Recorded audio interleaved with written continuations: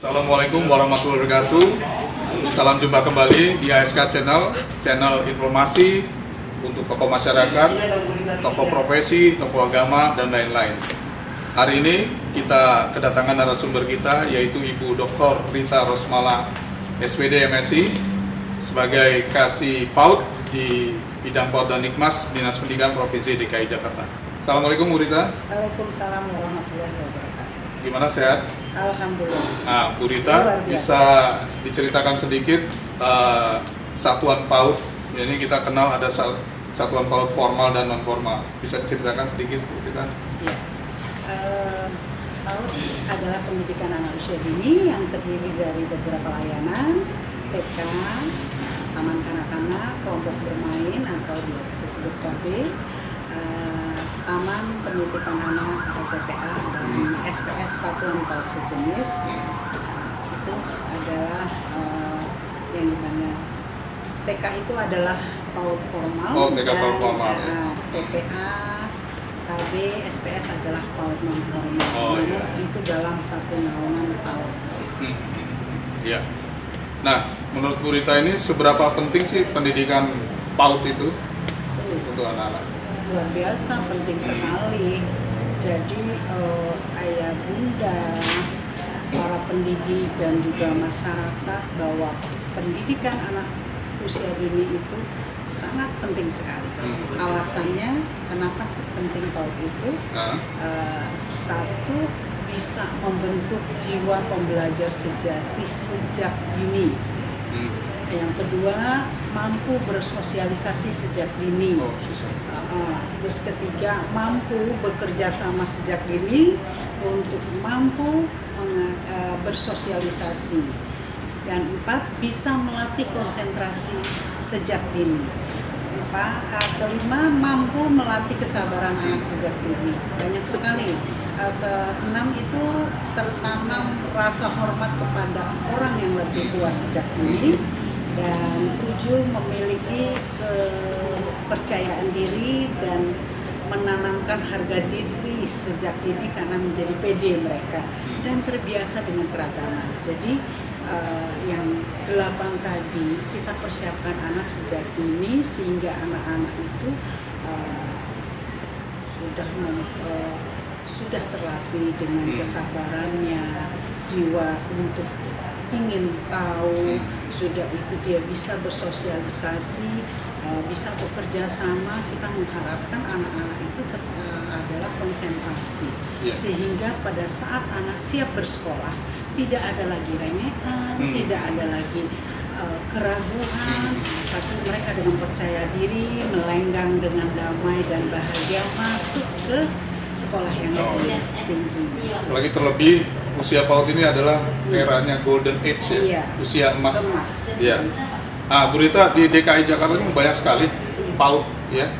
Bisa dideskripsikan seberapa banyak sih satuan PAUD yang ada di DKI Jakarta? Ya. Baik itu negeri maupun yang swasta. Secara keseluruhan Pak Agus dan teman-teman semua yang saat ini sedang menyaksikan, kita kurang lebih dari 4.015 yang terdiri dari TK negeri dan swasta, kelompok bermain swasta, TPA negeri dan swasta, SPS negeri dan swasta. Itu. Jadi kita ada 100 PAUD negeri, 100 PAUD negeri, dan nanti di tahun 2001 ini bertambah jadi 133. Itu posisinya ada di mana aja? Ya, baik, ini salah satu perhatian dari pemerintah daerah Provinsi DKI Jakarta untuk pemenuhan akses PAUD yang berada di DKI sehingga terbentuklah PAUD negeri. Salah satu adalah untuk penanganan dan memberikan pelayanan yang merata bagi anak-anak di menengah ke bawah. Ya, di TK itu ada 69 TK negeri, 69 TK negeri. Yang pertama sekali 9 TK negeri di tahun 2018 bertambah lagi jadi 18, bertambah kembali dari alih fungsi satu atap menjadi kita buat TK negeri. Jadi sudah 69 sampai dengan ke bawah 1000. Untuk TPA ini ada di kantor-kantor pemerintahan dan juga di Pasar Jaya. Oh, kantor pemerintah. Iya. Oh iya. Ada 21 di Balai Kota. Wali kota sendiri, di 5 wilayah kantor wali kota, dan sisanya ada di PD Pasar Jaya, di Klender, di Tugu Utara, di Walang Baru, di Pasar Rumput, di Cibubur dan Kedaya, dan di Pluit, di Sunterjaya juga. Kalau di kecamatan kelurahan itu? Nah, di kecamatan kelurahan adalah SPS. SPS ya. SPS. Satuan paut sejenis ya. Satu sejenis ada di kecamatan tahun 2019 kecamatan, di tahun 2020 juga ada di kelurahan. Jadi di kecamatan Menteng, kecamatan Tanah Abang. Oh iya iya, udah mulai ya. Oke, iya iya. Dan sebetulnya masih 100 lagi, tapi kan dengan masa pandemik ini baru 12 yang terbangun. Oh iya. Insya Allah di tahun ke depan akan bertambah lagi. Iya, masih. Kemudian ini Bu, angka partisipasi kasar ya anak usia PAUD ini, itu kan kita hitungan belum maksimal ya. Itu menurut Bu Rita itu kendala-kendalanya apa sih? Ya. Baik Pak Agus, memang ini yang menjadi kendala besar. Kita punya target 81%, namun kenyataannya kita belum bisa mencapai. Insya Allah dari tahun sebelumnya kita sudah ada peningkatan, sekarang ini udah hampir 45, dan mudah-mudahan kita bisa mengejar sampai atau misalnya. Kendalanya adalah satu, ternyata jumlah penduduk yang ada di DKI Jakarta ini dengan anak yang bersekolah di PAUD itu memang sangat ada juga anak-anak yang tidak mengenyam dan belum, dan juga ada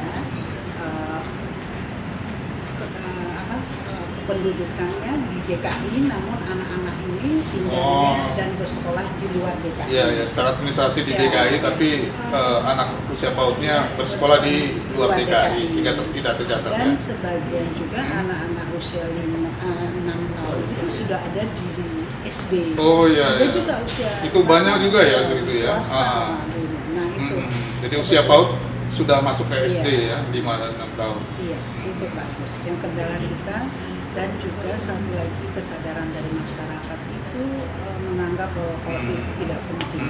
Nanti juga anaknya akan sekolah dasar. Padahal kita tadi yang saya katakan bahwa pendidikan anak usia dini itu penting sekali untuk membentuk dan memberikan stimulasi awal untuk kesiapan dia bersekolah. Oh iya.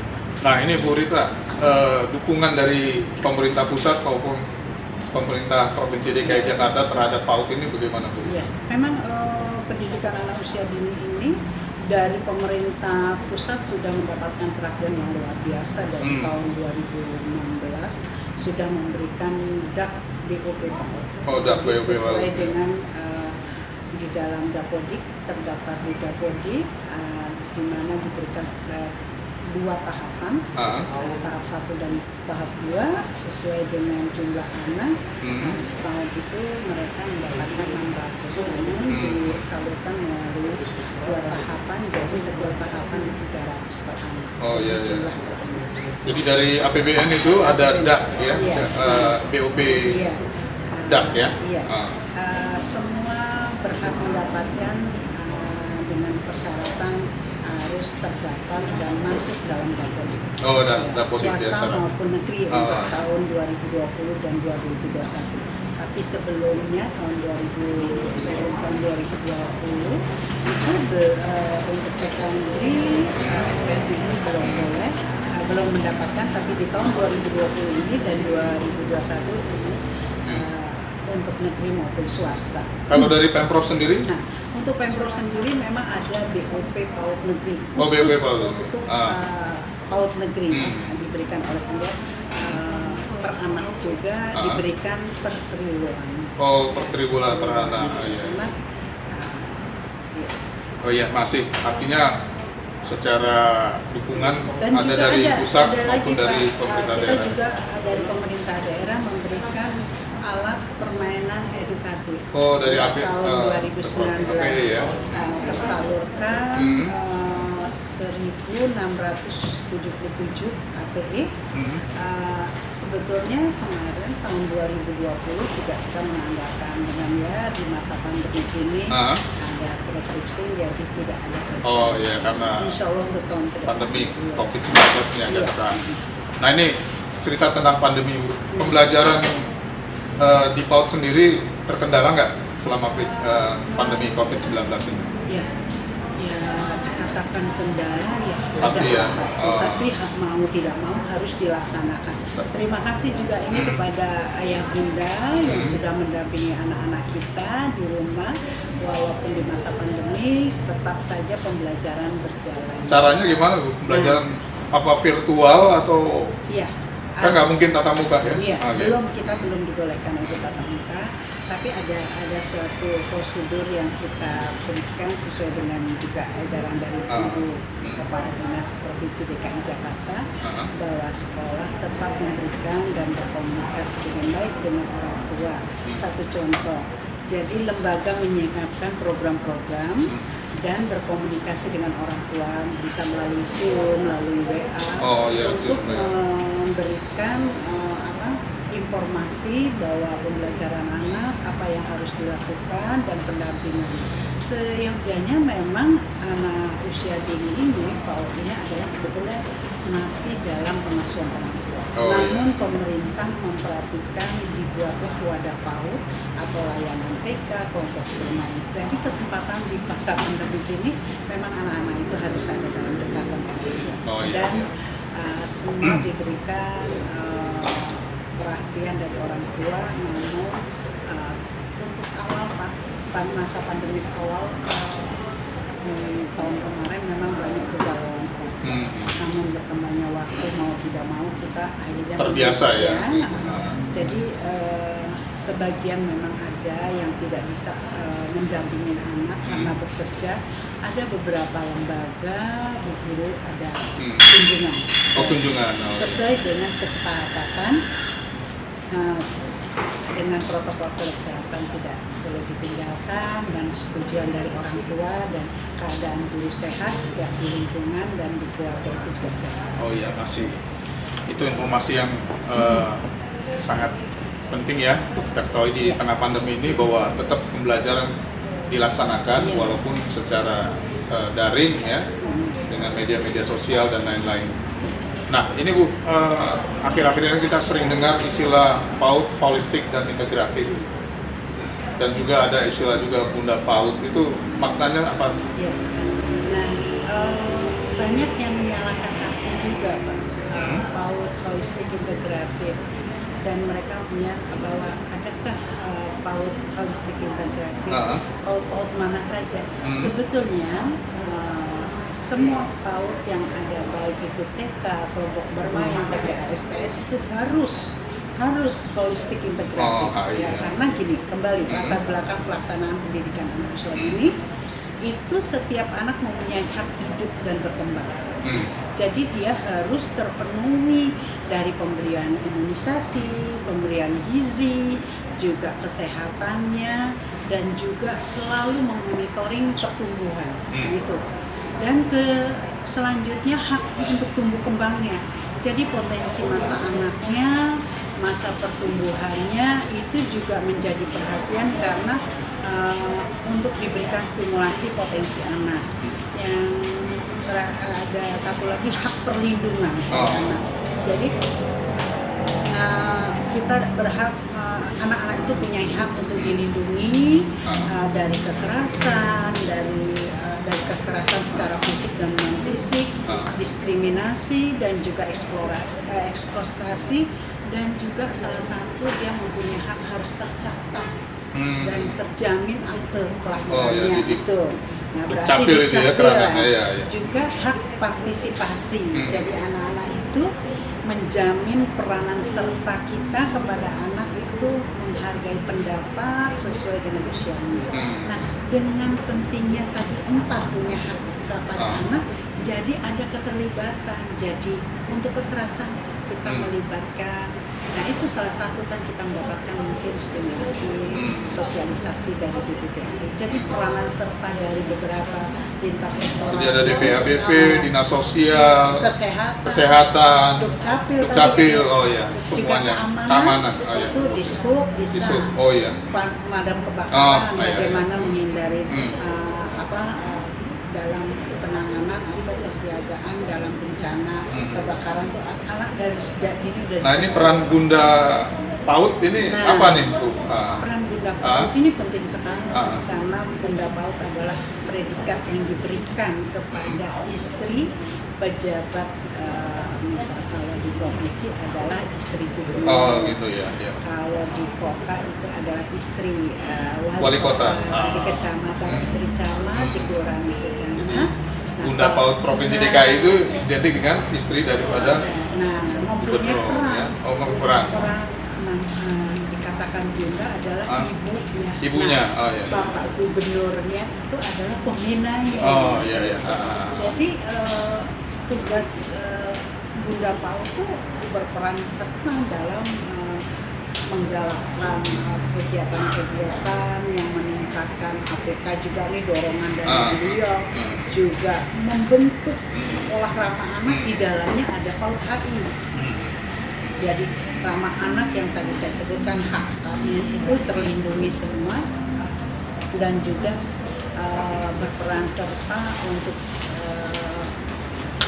pembinaan juga, pengawasan juga dari beliau, sehingga dan Bunda PAUD ini bisa menggandeng semua instansi terkait bersama-sama membangun, karena dari usia ini kita bentuk manusianya yang tangguh, mandiri, disiplin, kan ini akan menjadi generasi yang luar biasa ke depannya. Nah, itu peranan Bunda PAUD, maka itu kita dukung. Bunda PAUD juga harus mempunyai teman atau yang mendukung beliau, yaitu dibentuklah Pokja Bunda PAUD. Nah, di Pokja Bunda PAUD inilah membuat strategi, membuat rancangan, membuat program untuk mendukung jalannya program dari Bunda PAUD, yaitu indikator keberhasilan Bunda PAUD. Oh iya. Nah, ini kan program-program PAUD ini tidak akan terlaksana baik ya Bu ya, kalau tanpa dukungan daripada yang di lapangan ini ya, khususnya ada penilik, ada pengawas, kemudian ada organisasi mitra. Nah, seberapa jauh ini peranan mereka ini? Kita kembali Pak Rus, tugas pengawas dan penilik, pengawas TK khususnya dan penilik PAUD, mereka adalah penjamin mutu. Penjamin mutu, ya. Mereka mempunyai binaan-binaan formal dan non formal. Mereka lah yang akan terus memberikan pembinaan, pengawasan, juga pembimbingan, juga evaluasi keberhasilan dari lembaga PAUD binaannya. Jadi dari mereka mengadakan supervisi, manajerial dan juga akademik, juga pembinaan itu dari kompetensi gurunya, pengembangan manajemen lembaganya, juga pembuatan bagaimana interaksi atau model-model pembelajaran yang menyenangkan gitu ya. Itu peranan, karena di ujung tombak keberhasilan KBN itu ada di pengawas terpadu. Oh iya. Nah, kalau Ormit ini organisasi Ormit mitra? Ini adalah satu wadah organisasi PAUD satu GOP TKI. Oh, GOP TKI. Itu adalah gabungan penyelenggara Taman Kanak-Kanak Indonesia. Jadi di setiap wilayah provinsi, kota dan kecamatan mempunyai. Mereka mempunyai. Jadi ini adalah yayasan-yayasan bergabung bersatu untuk meningkatkan layanan TK, khusus TK. Nah, di IGTK adalah gabungan dari persatuan dari Guru-gurunya. TK Oh, dan iya. kepala Kepala TK. TK-nya. Jadi di situ menjadi bengkel mereka, jadi wadah mereka. Himpaudi juga. Kalau di GTK kan untuk TK, formal. formal, iya, iya. Di non formal ada di Himpaudi. Himpaudi, ya. Himpunan Tenaga Pendidik Indonesia, gitu ya. Jadi di sini juga menjadi bengkel mereka, menjadi wadah mereka untuk bersatu, meningkatkan kompetensi juga layanan dari PAUD non formal. Dan mereka pengurus dari Himpaudi ini adalah para pendidik dan tenaga kependidikan yang luar biasa. Dan di IGRA juga adalah kumpulan dari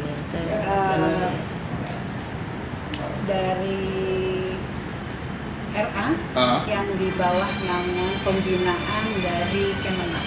Tapi bersatu kita dengan saling memberikan informasi, saling memberikan penguatan dan juga membantu kegiatan kita di dan 5 khususnya kasih di seksi PAUD. Jadi kita juga terima kasih dengan mitra-mitra, tapi banyak saya tidak sebutkan sebetulnya mitra-mitra yang lain ada banyak ya. Banyak. Iya, iya. Dukungan ya. Iya. Iya, Bu Rita, terima kasih banyak nih. Sedikit perjalanan karir Bu Rita nih sampai dengan menjadi kasih PAUD ya. Ini kan termasuk orang senior di bidang PAUD ya. Bisa Oke, memang saya berlatar belakang dari guru TK. Oh, guru TK, iya, iya. Tanpa saya guru TK, memang cita-cita saya dulu jadi guru. Kebetulan saya cocok ya. Saya begitu tamat langsung menjadi guru TK. Saya dan satu yang kelebihan saya 93 saya mendapatkan predikat guru teladan tingkat nasional. Alhamdulillah. Terus tidak begitu lama saya juga menjadi pengawas hanya 5 tahun. Hanya 5 tahun ya? Hanya 5 tahun juga alhamdulillah ikut kalau dulu guru teladan, tapi kalau ini pengawas berprestasi, tapi belum sampai tingkat nasional. Selanjutnya saya pindah ke struktural. Struktural, ya, ya. Akhirnya mendaratlah di distrik, di seksi PAUD. Sebelum di distrik ini saya kasih kursus tahun 2018. Kayak pernah di Sudin ya? Sudin, saya di Sudin itu kasih TK hanya 6 bulan, kasih SD, kasih PAUD dan Dikmas, baru ke Dinas Pendidikan. Ya luar biasa, memang unik di PAUD.